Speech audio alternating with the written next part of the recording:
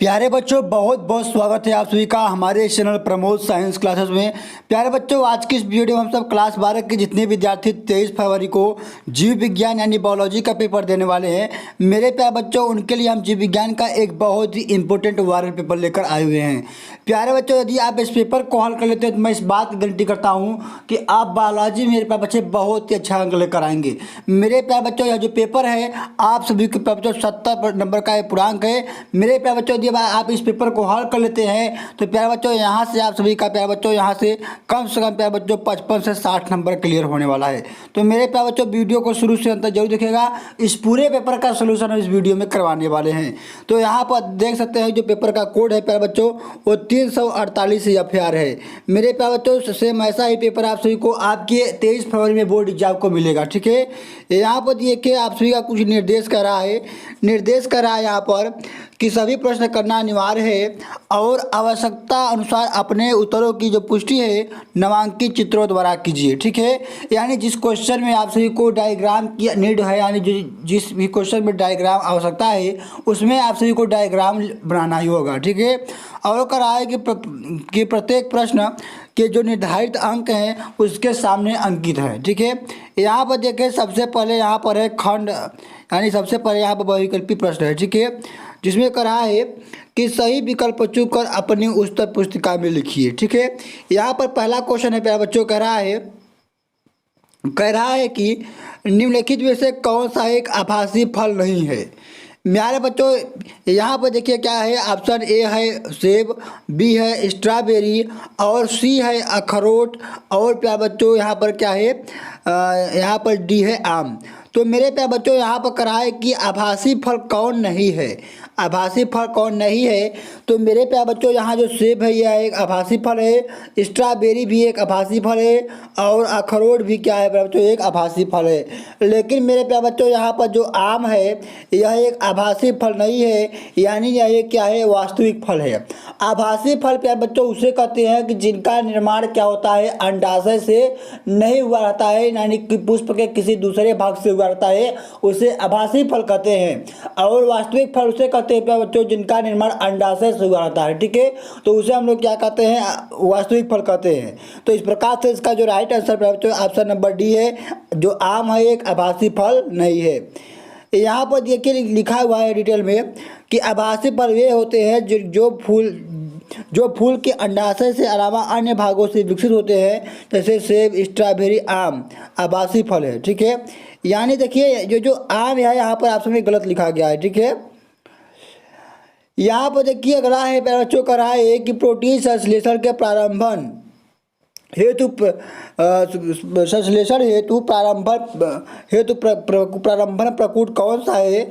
Option है ए UG और B है यहाँ पर UAG और सी है यहाँ पर UGA और डी है UAA। क्या है कि प्रारंभन कूट कौन सा है। तो मेरे प्यारे बच्चों इसका जो राइट आंसर है ऑप्शन नंबर पहला है, यानी AUG। ये क्या है प्यारे बच्चों, एक यानी प्रारंभन कूट है। ठीक है, यहाँ पर देखिए अगला क्वेश्चन क्या करा है, इसी प्रकार से यहाँ पर देखिए ग वाला क्वेश्चन क्या करा है कि निम्नलिखित से कौन सा एक जैविक निम्नीकरण प्रदूषक है। ऑप्शन ए है प्यारे बच्चों प्लास्टिक, बी है एबे स्टॉक और यहाँ पर है सी प्यारे बच्चों वाहित मल और डी है ई कचरा। तो मेरे प्यारे बच्चों इसका जो राइट आंसर है ऑप्शन नंबर यहाँ पर सी है, यानी जो वाहित मल है एक जैव निम्नीकरण प्रदूषक है। ठीक है, यहाँ पर प्यारे बच्चों ऑप्शन नंबर यानी क्वेश्चन घ क्या कर रहा है कि घड़ियाल पुनर्वास केंद्र कुकरेल स्थित है। मेरे प्यारे बच्चों यहाँ जो ऑप्शन है क्या है, प्रयागराज में, बी है लखनऊ में और सी है यहाँ पर वाराणसी में और डी है लखनपुर खीरी में। मेरे प्यारे बच्चों आपको बता दूं कि जो घड़ियाल पुनर्वास कुकरेल है ये प्रयागराज यानी इलाहाबाद में स्थित है। यह घड़ियालों के संरक्षण और पुनर्वास के लिए यह बहुत प्रसिद्ध है। तो कहाँ पर स्थित है प्यारे बच्चों, प्रयागराज में, यानी प्रयागराज को हम लोग क्या कहते हैं, इलाहाबाद भी कहते हैं। तो ऑप्शन नंबर यहाँ पर क्या है, पहला है जो है राइट आंसर है। यहाँ पर देखिए आप सभी का प्यारे बच्चों निश्चित उत्तरीय प्रश्न है, जो कि प्यारे बच्चों क्या होता है, 1 नंबर का होता है। ठीक है, यहाँ पर देखिए सबसे पहला क्वेश्चन और सबसे इम्पोर्टेंट प्यारे बच्चों है। ये क्वेश्चन ऐसा है प्यारे बच्चों, आप सभी को 2026 में गारंटी है, मैं लेता हूँ कि ये क्वेश्चन जरूर मिलेगा आप सभी को टेप्टम से संबंधित। ठीक है, कराए कि टेप्टम कहाँ स्थित होता है और इसका क्या कार्य होता है। लिखेंगे कि टेप्टम पुष्प के पराग कोश की एंथर यानी अंतःभित्ति है, यह एक कोशिका परत है। ठीक है, इस तरीके से लिखेंगे। अगला यहाँ पर खा वाला क्वेश्चन करा है कि मेंडल ने मटर के पौधे में कितने जोड़ी विपरीत लक्षणों का अध्ययन किया था। तो प्यारे बच्चों जो मेंडल जी थे वो 7 जोड़ी विपरीत लक्षणों का अध्ययन किया था। ठीक है, इस तरीके से आप सभी को 1 नंबर का क्वेश्चन है, तो 1 लाइन में इसका आंसर देना होगा। अब देखिए अगला क्या है कि किस पैथोजन के कारण हाथी पाँव यानी एलीफैंटियासिस रोग होता है। यह पैथोजन किस संघ से संबंधित है। तो लिखेंगे कि पैथोजन हाथी पाँव यानी एलीफैंटियासिस रोग जो होता है फाइलेरिया कृमि द्वारा के कारण होता है। यह किस संघ में आता है। तो प्यारे बच्चों यह जो है वो नेमाटोडा में आता है, नेमाटोडा संबंधित है। ठीक है, अगला यहाँ पर है प्यारे बच्चों करा है कि आर डीएनए में आर क्या है। तो प्यारे बच्चों आर जो डीएनए में जो होता है, जो आर होता है ये होता है रिकम्बिनेंट डीएनए। ठीक है, तो यहाँ पर इसका उत्तर लिखेंगे कि आर डीएनए में आर का अर्थ है रिकॉम्बिनेंट, यानी कि आर डीएनए यानी रिकॉम्बिनेंट डीएनए जो अलग अलग स्रोतों से प्राप्त डीएनए के टुकड़ों को जोड़कर बनाया जाता है उसे क्या कहते हैं प्यारे बच्चों, रिकॉम्बिनेंट डीएनए बनाते हैं। यानी दोबारा बनाया हुआ यानी दो डीएनए को जोड़कर कॉम्बिनेंट करके बनाया हुआ डीएनए रिकॉम्बिनेंट डीएनए कहलाता है। आगे देखिए यहाँ पर क्या है, अंगा वाला क्वेश्चन करा है, निकेत को परिभाषित कीजिए। तो यहाँ पर उत्तर डालेंगे निकेत, हेरे डालेंगे और लिखेंगे कि निकेत किसी जीव की वह विशिष्ट भूमिका या कार्य होता है जो वह अपने पर्यावरण में निभाता है। इसमें पॉइंट कर कर देखिए, बायोलॉजी का जो क्वेश्चन होता है प्यारे बच्चों उसमें पॉइंट कर कर के लिखा जाता है। जैसे कि निबंध, जैसे हिंदी में हो गया निबंध के जैसे नहीं कि कोई लिखते चले आए पेज भर दिए, नहीं, आपको पॉइंट कर कर के बायोलॉजी में क्वेश्चन को लिखना होता है। तो लिखेंगे पॉइंट करके यहाँ पर कि इसमें जीव की आवास स्थिति, आहार, प्रजनन और अन्य जैविक गतिविधियाँ शामिल होती हैं। अगला पॉइंट लिखेंगे कि निकेत जीव और उसके पर्यावरण के बीच अंतर संबंधों को दर्शाता है। इस तरीके से मेरे पे बच्चों बायोलॉजी के क्वेश्चन को पॉइंट कर करके लिखना होता है। यदि आप एक जाय से पेज भर देंगे मेरे पे बच्चों आपको नंबर नहीं मिलेगा। ठीक है, अब देखिए यहाँ पर अति लघु उत्तरीय प्रश्न है पे बच्चों जो कि 2 नंबर का है। अब क्या करा यहाँ पर पहला क्वेश्चन कि IVF तथा जिफ्ट का पूरा नाम लिखिए। तो IVF का मतलब होता है प्यारे बच्चों कि I का मतलब हो गया इन, V का मतलब हो गया विड्रो और F का मतलब हो जाए फर्टिलाइजेशन। यानी IVF का फुल फॉर्म क्या हो गया, इन विड्रो फर्टिलाइजेशन। ठीक है, अगला यहाँ पर है कि गिफ्ट यानी G का मतलब हो गया गैमेट, I का मतलब हो गया इंट्राफैलोपियन, आई का मतलब हो गया इंट्रा, एफ से मतलब फैलोपियन और टी का मतलब हो गया ट्रांसफ़र।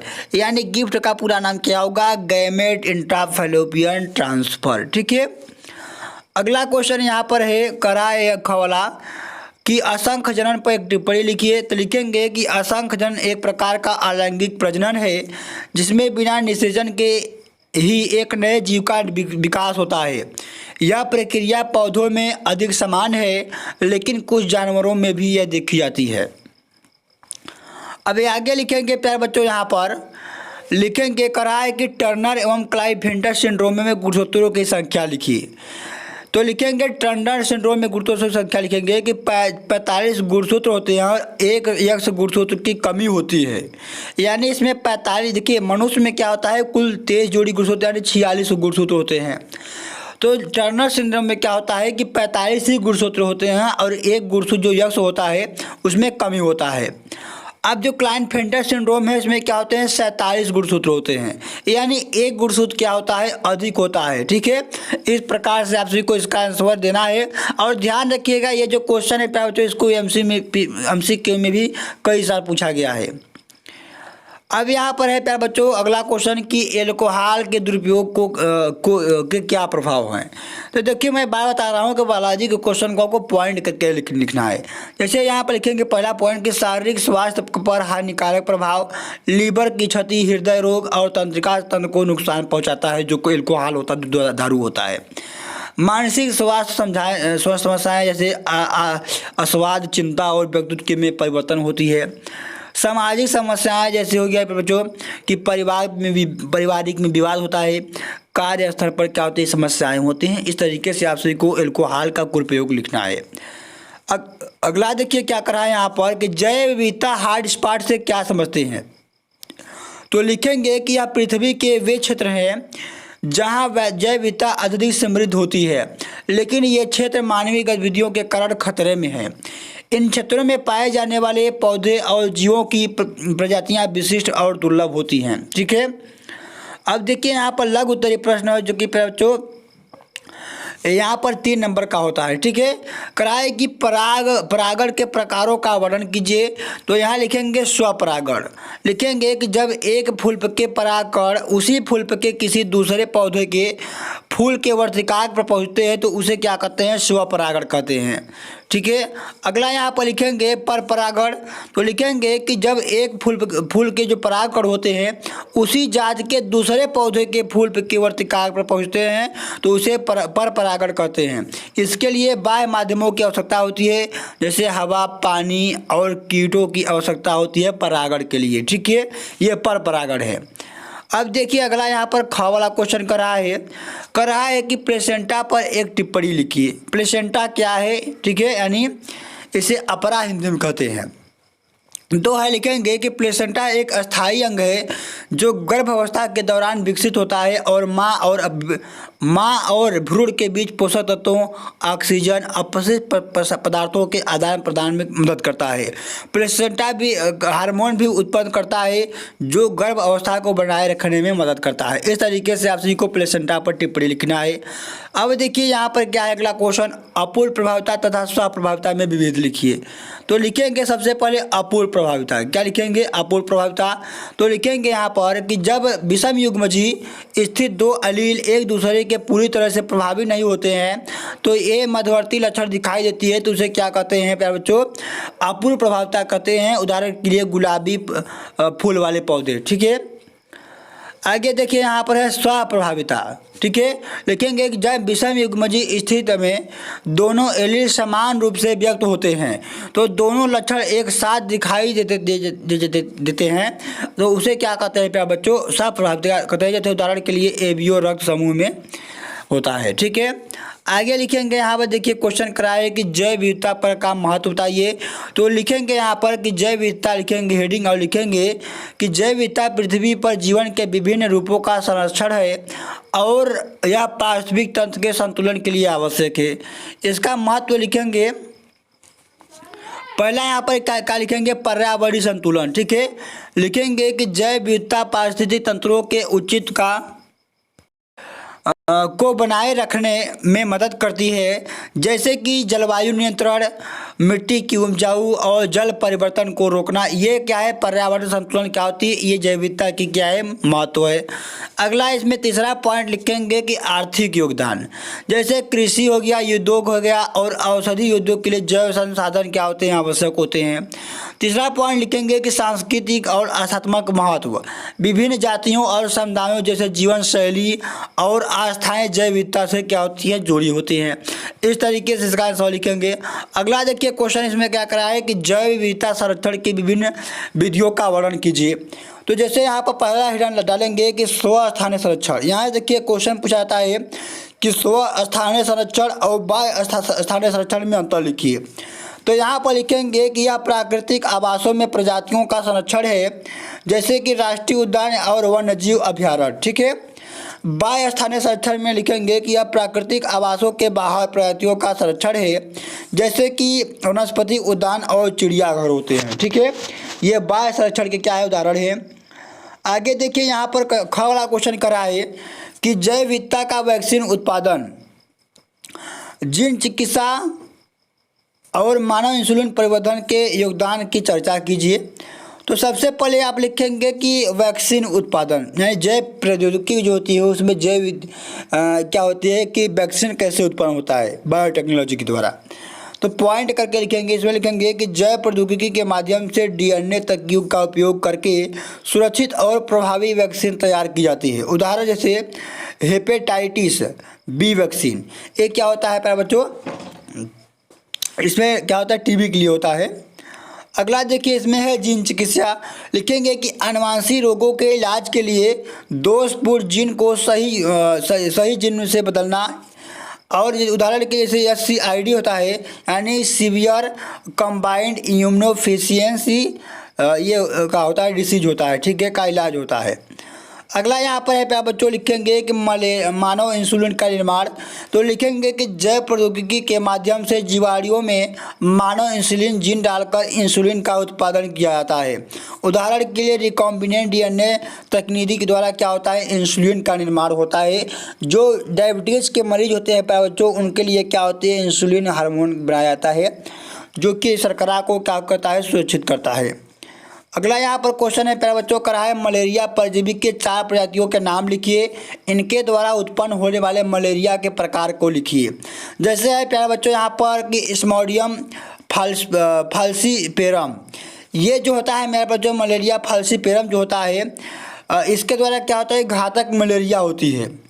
अगला है प्लाज्मोडियम विवेक्स, तो इसके द्वारा क्या होता है सैम तृतीयक मलेरिया होती है। यहाँ है प्लाज्मोडियम मलेरिया, तो इसके द्वारा क्या होती है चौथाई मलेरिया होती है। अगला है प्लाज्मोडियम ओवेल, तो इसके द्वारा ओवेल मलेरिया होती है। इस तरीके से यहाँ पर देखिए घ वाला क्वेश्चन है कि मानव में एबियो रुधिर की वंशागति का वर्णन कीजिए। तो लिखेंगे प्यारे बच्चों देखिए पॉइंट करके लिखना है, लिखेंगे कि मानव में एबियो रुधिर 3 एलील यानी IA, IB और I द्वारा निर्धारित किया जाता है। IA, IB सप्रभावी जबकि I अप्रभावी होता है। विभिन्न जीनोटाइप 4 रक्त समूहों यानी AB और O को क्या करते हैं जन्म देते हैं। आगे लिखेंगे कि एबियो रक्त समूह प्रणाली के 3 प्रकार के एलील होते हैं, IA, IB और I होता है, पॉइंट पे लिखेंगे। अब लिखेंगे कि IA और IB एलील सप्रभावी होते हैं जबकि I क्या होता है एक अप्रभावी होता है। तीसरा पॉइंट लिखेंगे कि रक्त समूह B के लिए जीनोटाइप IB या IBI हो सकता है। रक्त समूह AB के लिए जो जीनोटाइप होता है IA, IB होता है और O के लिए जीनोटाइप II होता है। अगला यहाँ पर क्वेश्चन 6वां वाला कराए प्यारे बच्चों के निम्न पर टिप्पणी लिखिए। पढ़ा यहाँ पर क्या है भ्रूण कोश है यानी एम्ब्रियो सेक है। इस पे लिखेंगे कि परिभाषा इसका लिखेंगे सबसे पहले कि भ्रूणकोश फूल के अंडाशय के में स्थित एक संरचना है जो मादा युग्मकोद्भिद कहलाता है, ठीक है। इसकी संरचना के बारे में बात करें प्यारे बच्चों जो भ्रूणकोश होता है उसमें क्या होते हैं कि यह आमतौर पर 7 कोशिकी और 8 केंद्रीय हुक से बना होता है। इसमें एक अंड कोशिका होती है, 2 सहायक कोशिका होती है और 3 प्रतिव्यासी कोशिकाएं और 1 केंद्रीय कोशिका सेल होती है।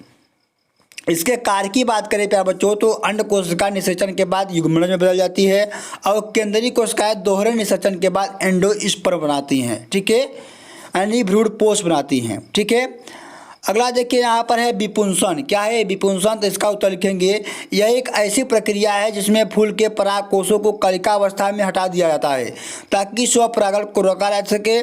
और इसमें लिखेंगे आमतौर पर संकरण प्रयोगों में किया जा सके, इसलिए क्या होती है इससे विपुंसन की क्रिया कराई जाती है। आगे लिखेंगे यहाँ पर प्यारे बच्चों कर रहा है कि मानव में भ्रूणी प्रवर्धन से क्या प्रभाव है। लिखेंगे कि मानव में भ्रूणी प्रवर्धन से तात्पर्य है कि गर्भावस्था के दौरान भ्रूण के विकास और वृद्धि की प्रक्रिया से है। इनमें निषेचन से लेकर जन्म तक के सभी चरण शामिल होते हैं जिन अंगों का निर्माण शारीरिक कार्यों से का विकास होता है। अगला यहाँ पर एक प्यारे बच्चों कराए सिकल सेल एनीमिया यानी दांत कोशिका अर्थता पर एक टिप्पणी लिखिए। लिखेंगे कि सिकल सेल एनीमिया एक आनुवंशिक रक्त विकार है जिनमें लाल रक्तकाएं जो होती हैं वो समान गोल आकार के बजाय अर्ध चक्राकार यानी सिकल आकार की हो जाती हैं। यह असमान आकार ऑक्सीजन को ले जाने की क्षमता को कम कर देता है और रक्त वाहिकाओं में रुकावट पैदा कर देती है जिससे किसी का सर दर्द एनीमिया जैसी जटिलताएं हो सकती हैं। आगे लिखेंगे प्यारे बच्चों, यहाँ पर क्वेश्चन है बायोगैस के उत्पादन में सूक्ष्म जीवों की वर्णन कीजिए। लिखेंगे कि बायोगैस उत्पादन में सूक्ष्म जीवों की भूमिका अत्यंत महत्वपूर्ण होती है, क्योंकि ये सूक्ष्मजीव जैविक पदार्थों को ऐसे रासायनिक परिवर्तन से गुजरने में मदद करते हैं जिनसे बायोगैस उत्पन्न होती है। बायोगैस मुख्य रूप से मीथेन यानी CH4, कार्बन डाइऑक्साइड CO2 और अन्य गैसों का मिश्रण होता है। इसका उत्पादन जैविक पदार्थों के अपघटन के दौरान होता है। आपको सभी को यहाँ पर इसका चित्र बना देना है इस तरीके से बायोगैस का। और इसमें लिखेंगे कि सूक्ष्म जीवों का अपघटन कैसे होता है। लिखेंगे कि हाइड्रोलिसिस, पहले चरण में सूक्ष्मजीव जटिल कार्बोहाइड्रेट, प्रोटीन, वसा ऐसे जैविक पदार्थों को छोटे अणुओं में तोड़ते हैं। कि शर्करा, एमिनो अम्ल, फैटी एसिड होता है, यह प्रक्रिया सूक्ष्मजीवों द्वारा एंजाइमों के माध्यम से होती है। दूसरा पॉइंट लिखेंगे प्यारे बच्चों इसमें कि एसिडोजेनेसिस, इस चरण में जो हाइड्रोलाइट्स होता है पदार्थ का अपघटन करके एसिड और अन्य यौगिक बनाते हैं। इस प्रक्रिया में एडियोजेनेटिक बैक्टीरिया जैसे प्रमुख होते हैं। बैक्टीरिया कार्बनिक पदार्थों को अल्कोहल, एसिड और अन्य अणुओं को परिवर्तित करती है। अगला क्वेश्चन है प्यारे बच्चों इसमें करा है कि मिथेनोजेनेसिस। लिखेंगे कि यह एक अंतिम चरण में सूक्ष्मजीव मुख्य रूप से मिथेनोजेनिक अभिक्रिया जैसे बैक्टीरिया को इन एसिडों के माध्यम से अनेक यौगिकों को अपघटित करके मीथेन गैस उत्पादन करती है। ठीक है, इस तरीके से अब आता है प्यारे बच्चों यहाँ पर विस्तृत उत्तरी प्रश्न करा है कि मानव में मादा जनन का वर्णन कीजिए। तो आप यहाँ पर लिखेंगे प्यारे बच्चों के मादा माने मानव मादा प्रणाली में अंडाशय, फलोपियन ट्यूब, गर्भाशय, ग्रीवा और योनि क्या होते शामिल होती हैं। इस तरीके से आप सभी को मादा जनन तंत्र का यहाँ पर आप सभी को डायग्राम बनाने के बाद अब यहाँ पर एक एक पॉइंट को लिखेंगे। सबसे पहले लिखेंगे अंडाशय के बारे में। लिखेंगे कि यह प्राथमिक यानी ये मादा का प्राथमिक जनन अंग है जो अंडाणु और मादा हार्मोन एंड्रोजन प्रोस्टेरोन को उत्पादन करता है।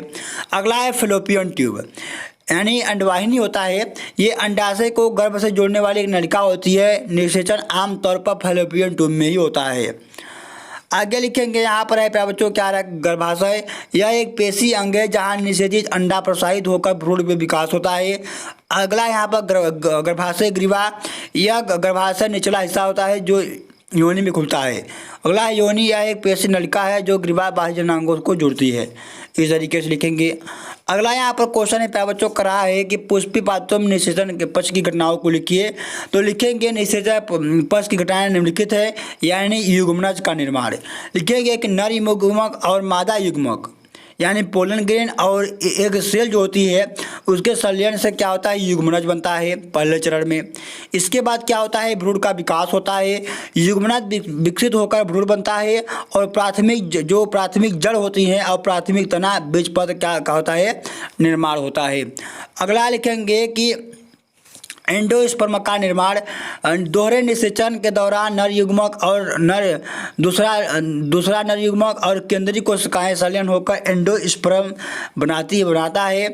एंडोस्पर्म भ्रूण के विकास के लिए क्या होता है पोषण प्रदान करता है यानी जो भ्रूण पोष होता है। लिखेंगे कि बीज का निर्माण। लिखेंगे कि अंडाशय बीज में परिवर्तित हो जाता है और भ्रूण में क्या होता है एंडोस्पर्म बीजावरण क्या होता है निर्माण होता है। अगला यहाँ चरण लिखेंगे भ्रूण यानी फल का निर्माण। लिखेंगे कि अंडाशय का दीवार फल में परिवर्तित हो जाता है यानी फल भित्ति में और फल बीजों के प्रसार में मदद करता है। अगला क्वेश्चन है प्यारे बच्चों इसमें कि वंशागत के गुणसूत्री सिद्धांत को लिखिए। अथवा है कि औद्योगिक उत्पादों के संश्लेषण में सूक्ष्मजीवों की भूमिका लिखिए। नवा है कि RDNA तकनीकी पर निबंध लिखिए। इस तरीके से प्यारे बच्चों पूरे पेपर को आप सभी को सॉल्यूशन कर लेना है। यदि आप इस पेपर का PDF पाना चाहते हैं तो हमारे टेलीग्राम चैनल पर जाइए। टेलीग्राम चैनल का लिंक इसी वीडियो के डिस्क्रिप्शन बॉक्स में जाइए, वहाँ से मैंने इस पेपर को अपलोड कर दिया है। जाइए पेपर को डाउनलोड कीजिए, पेपर को बहुत अच्छी तरीके से हल कीजिए। मेरे प्यारे बच्चों वीडियो अच्छी लगे तो वीडियो को लाइक एंड चैनल को सब्सक्राइब जरूर कीजिएगा। प्यारे बच्चों मिलता हूँ अगली वीडियो में एक नए टॉपिक के साथ। जय हिंद।